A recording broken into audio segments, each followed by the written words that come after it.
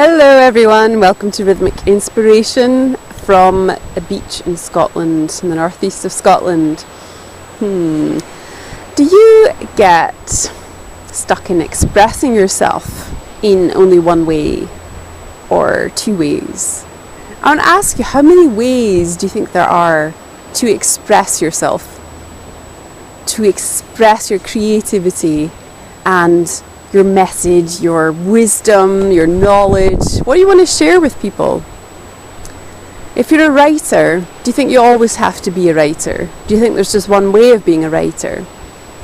I want to share about all the multiple ways there are of expressing ourselves, and that if we want to combine all our talents and skills together, then there is a way to do that.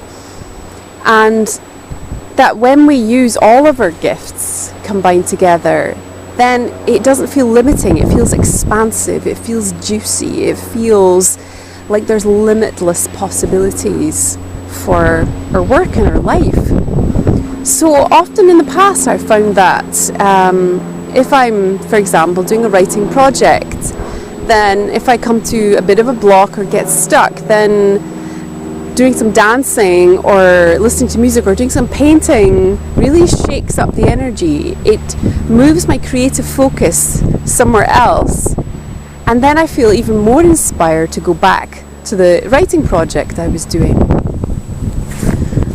So I'm sharing this with you because of how important it is to cultivate your multiple creative ways and to try all these different ways of expressing yourself, because if there's something you want to share, then maybe the way that you've always done that isn't the way to do it. Maybe it's not the perfect tool to express what you want to express. So for example, using video. If I want to share a story, maybe the story is better expressed through writing than through a video. Or if I want to use the video for things that are more clearly expressed through video or through visual imagery than through words, then I'll choose that. So we have all these amazing creative tools from which to choose. And I did a blog post called How Big Is Your Creative Toolkit back in 2012, early 2012. And I'll put a link to that below this video as well, just to inspire you to spice things up, to try different creative ways to express yourself and to stop doing things that maybe don't feel good anymore, or that you want to try a different way.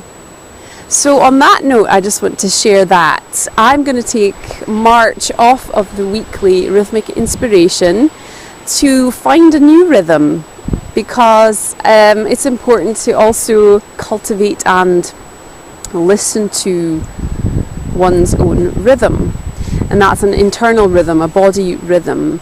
And I've been doing the weekly Rhythmic Inspiration rhythm for about a year now, and I've absolutely loved doing the weekly inspiration, and it is sharing all the valuable tips, tools and practices I've shared with you.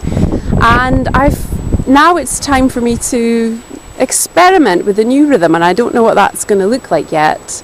And that's what this next month is about. And so I will be back in April with either a new weekly, not a new weekly rhythm, but a new rhythm, or back to the weekly rhythm. So let's see, I want to see what feels good.